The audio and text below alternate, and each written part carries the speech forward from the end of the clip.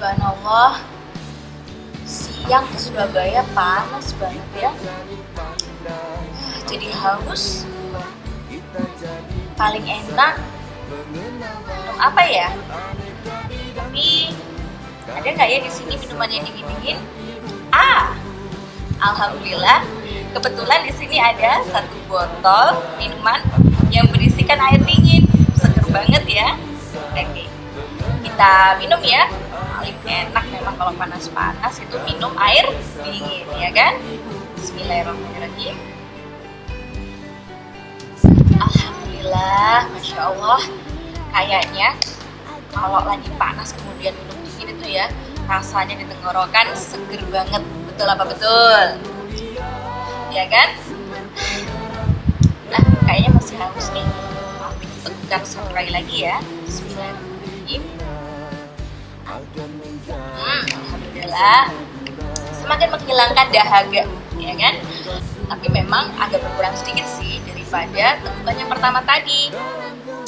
Kira-kira kalau ditambahin minum lagi akan berbeda nggak ya rasanya? Bismillah.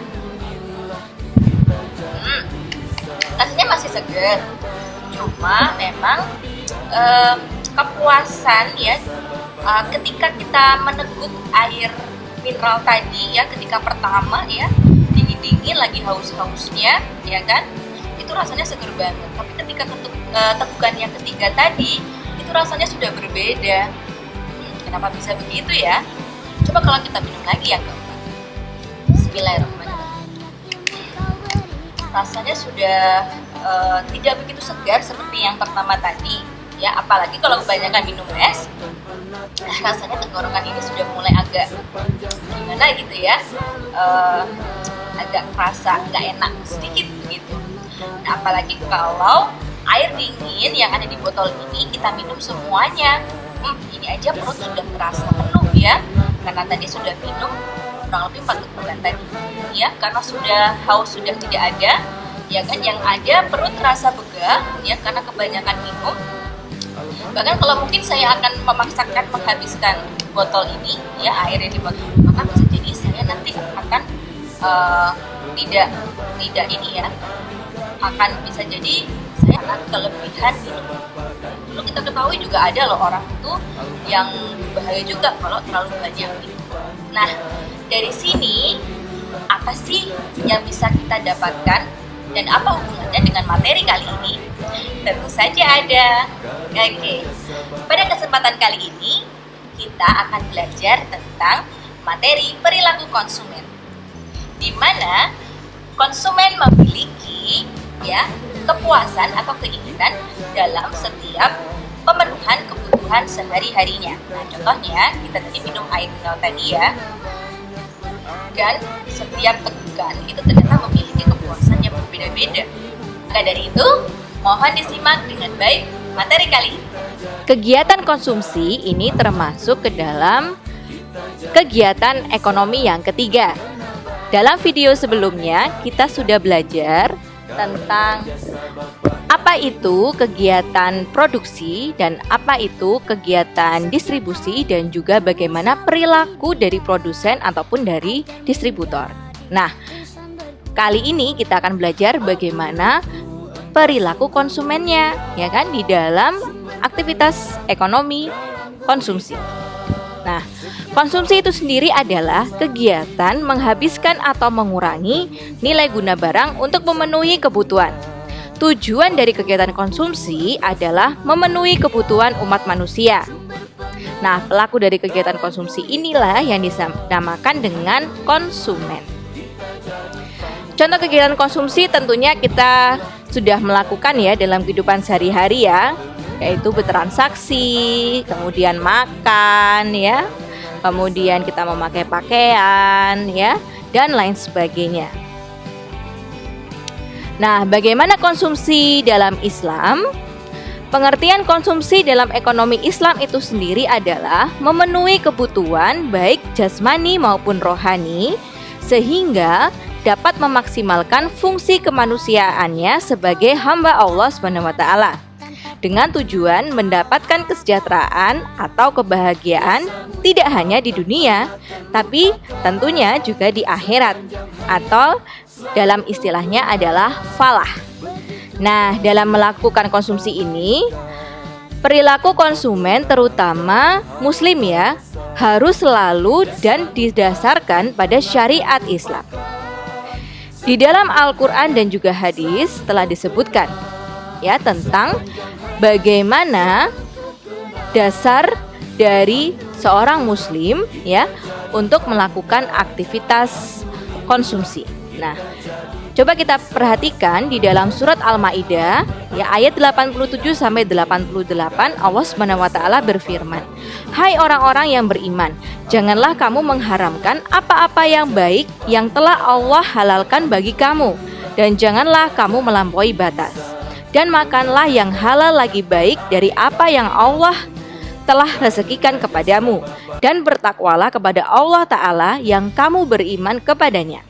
Kemudian di surat Al-Isra ayat 27-28 Allah Subhanahu wa taala berfirman, "Sesungguhnya pemboros-pemboros itu adalah saudara-saudara syaitan, dan syaitan itu adalah sangat ingkar kepada Robnya.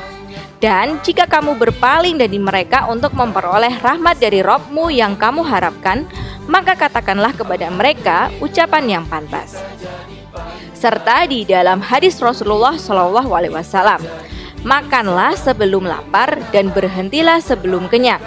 Hadis ini menerangkan bahwa Islam mengajarkan pada manusia untuk menggunakan barang dan jasa yang dibutuhkan secukupnya atau hemat, sehingga tidak serakah, karena sifat keserakahanlah yang menghancurkan bumi ini. Nah, dari 3 dalil ini ya dapat kita simpulkan ya, kita sebagai konsumen ya, khususnya sebagai seorang muslim, harus yang pertama mengkonsumsi makanan yang minum atau makanan yang halal ya kan, dan thayyib. Kemudian yang kedua, kita dilarang untuk melakukan pemborosan ya. Dan yang ketiga ya, harus berhemat. Nah, ini ya, Masya Allah.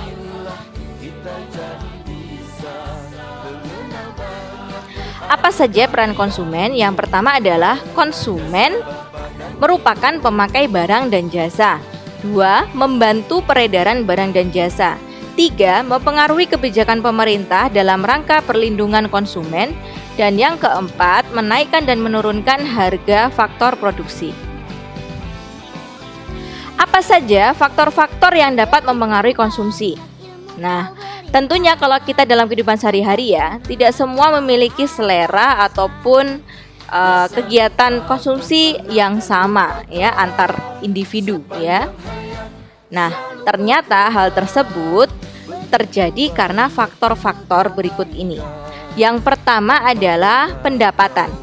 Semakin besar pendapatan yang diterima oleh seseorang, maka akan semakin besar pula daya belinya. Nah, ini sepakat ya kita ya.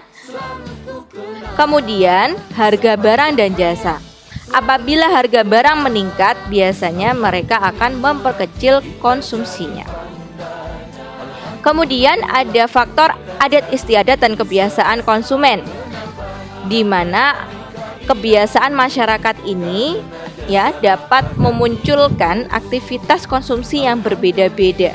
Ya, mungkin saja ada sebuah masyarakat yang dia misal ya, contohnya di Bali ya. Kalau di Bali karena masyarakatnya Hindu ya, di mana di umat Hindu sendiri itu pastinya membutuhkan peralatan untuk beribadah, ya kan? Seperti di mana peralatan ibadah itu juga akan berbeda dengan umat muslim yang mayoritas ada di Jawa. Maka dari itu, pola konsumsi yang ada di Pulau Bali ya, itu akan berbeda dengan pola konsumsi masyarakat yang ada di Pulau Jawa. Kemudian barang pengganti. Nah, apabila terdapat barang yang dapat menggantikan fungsi suatu barang yang dibutuhkan seseorang dengan harga yang lebih murah, maka biasanya akan mempengaruhi tingkat konsumsi seseorang. Nah, sifat barang ini tentunya adalah barang substitusi. Baik, selanjutnya kita akan mempelajari tentang perilaku konsumen. Perilaku konsumen itu sendiri adalah kecenderungan konsumen dalam melakukan konsumsi untuk memaksimalkan kepuasannya. Ya, titik poinnya adalah memaksimalkan kepuasannya. Cara konsumen untuk mencapai keseimbangannya adalah ketika dia memaksimalkan pemanfaatannya sesuai dengan keterbatasan penghasilannya, yaitu ketika rasio-rasio pemanfaatan marginal dari berbagai komoditas sama dengan rasio-rasio harga-harga uangnya masing-masing. Nah, konsumen itu akan melakukan aktivitas kegiatan ekonomi untuk menghabiskan nilai guna dari benda-benda konsumsi. Apa saja ciri-ciri benda konsumsi? Yang pertama adalah untuk memperolehnya diperlukan pengorbanan. Yang kedua, ditujukan untuk memenuhi kebutuhan hidup. Dan yang ketiga, manfaat, nilai atau volume benda-benda yang digunakan akan habis sekaligus atau berangsur-angsur. Pembagian benda konsumsi ada dua. Yang pertama yaitu benda habis sekali pakai. Pembagian benda konsumsi itu ada dua. Yang pertama adalah benda habis sekali pakai, contohnya minuman kemasan. Ketika kita sudah menghabiskan nilai gunanya, maka biasanya akan dibuang kemasan botolnya. Dan yang kedua ada benda yang dipakai berulang-ulang, contohnya alat komunikasi di mana ini tidak hanya sekali pakai tapi digunakan berulang kali sampai benda tersebut rusak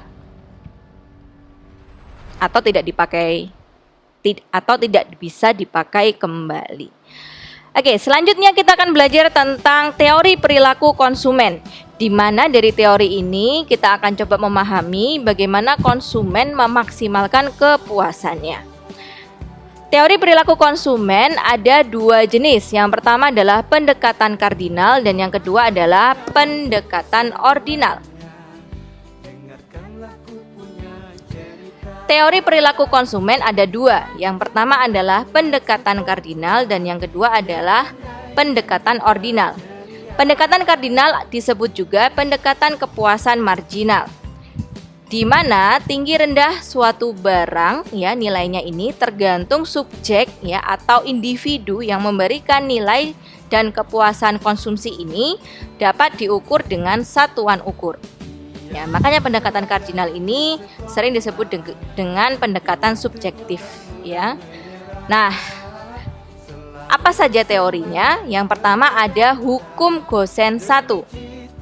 Hukum Gosen 1 ini berbunyi, jika konsumsi suatu barang dilakukan secara terus-menerus maka kenikmatannya yang mula-mula tinggi akan semakin lama kenikmatannya ini menurun sampai akhirnya mencapai batas jenuh Setelah batas jenuh maka yang terjadi adalah kepuasan negatif. Nah, ini sudah kita coba cermati di aktivitas di awal video ini di mana ketika kita kehausan kita minum satu teguk rasanya nikmat, kemudian ketika kita meminum tegukan selanjutnya maka sudah akan terasa beda kepuasannya. Yang kedua ada hukum Gosen 2 Hukum Gosen 2 ini berbunyi, konsumen akan melakukan konsumsi sedemikian rupa sehingga nilai guna marginal setiap barang dan jasa yang dikonsumsi akan sama. Jadi pembeli akan sengaja membagi-bagikan uangnya untuk membeli berbagai barang agar kebutuhannya seimbang.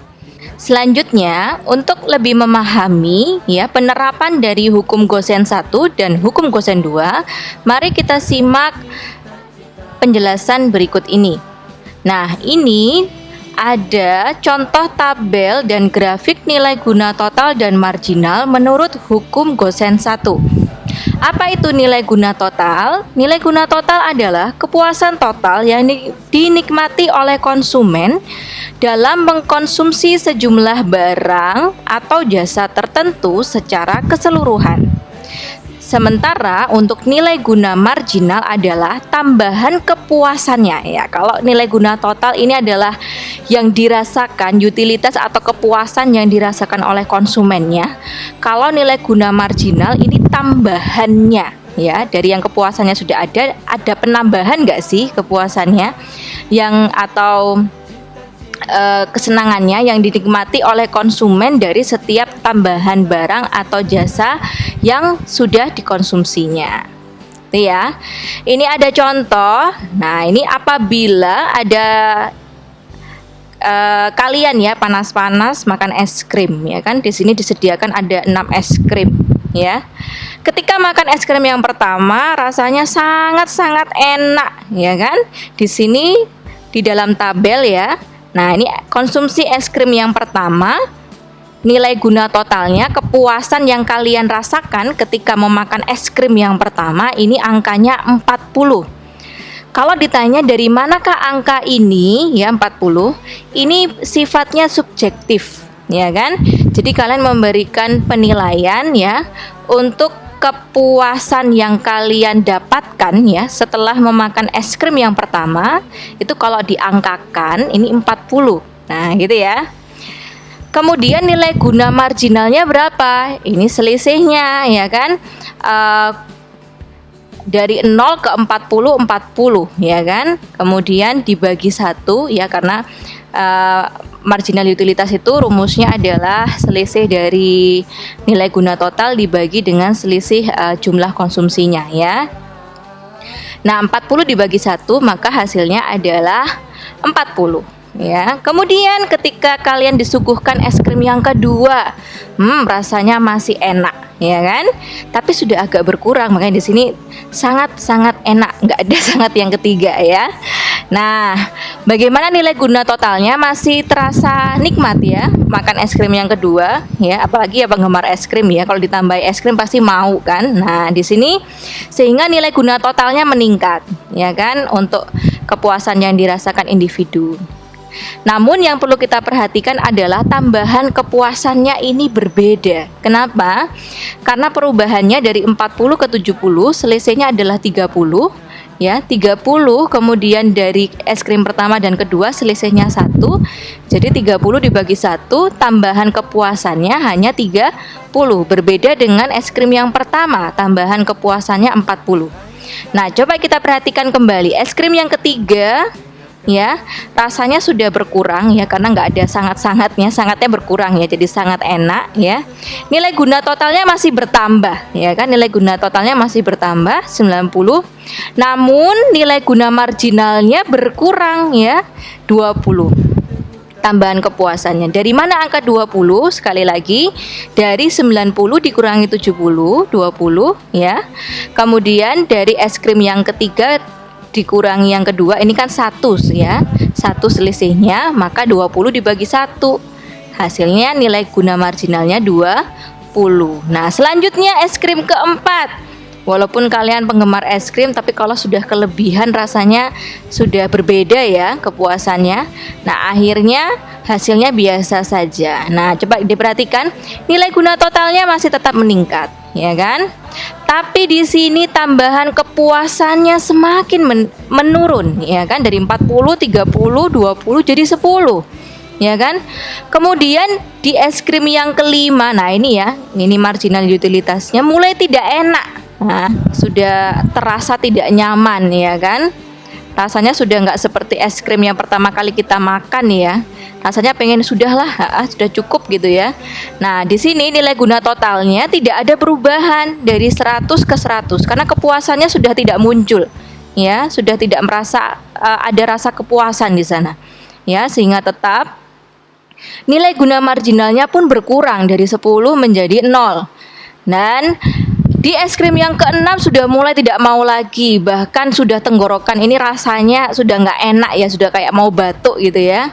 Rasanya sudah apa istilahnya, tidak nyaman gitu ya. Sehingga nilai guna totalnya malah menurun ya kan, kepuasannya malah menurun ya kan. Tidak ada tambahan lagi, justru semakin berkurang kepuasannya dari 0 menjadi minus 10. Dari mana angka minus 10? Dari selisih ini ya, 100 dikurangi 90 adalah minus 10 dibagi ini ya, es krim kelima dan keenam ya, selisihnya adalah 1 ya. Jadi minus 10 dibagi 1 hasilnya adalah minus 10. Nah, begitu ya. Jadi coba diperhatikan ya. Di dalam konsumsi es krim ini, kalian sebagai konsumen ya, untuk mengkonsumsi es krim pertama sampai ke 6, ini awalnya nilai guna totalnya semakin meningkat. Tapi ketika sudah sampai titik jenuh ya, maka akan berkurang. Sementara nilai guna marginalnya ya, yang dari awal tinggi 40, semakin banyak kalian mengkonsumsi es krim, tambahan kepuasannya atau nilai guna marginalnya semakin turun ya. Dan ini digambarkan pada grafik berikut ini. Nah, ini ya. Untuk grafik yang biru ini menunjukkan nilai guna total ya kan, tadi naik kemudian sampai ke titik jenuhnya ya, kemudian turun. Kemudian untuk nilai guna marginal dari awal sampai akhir ini selalu menurun. Nah, inilah pendapat dari hukum Gosen 1 ya kan, di mana kepuasan ya dalam mengkonsumsi barang atau jasa ini nilai guna marginalnya akan semakin menurun setiap penambahan konsumsinya. Kemudian untuk penerapan hukum Gosen 2, nah ini bisa disimak dari contoh berikut ini ya.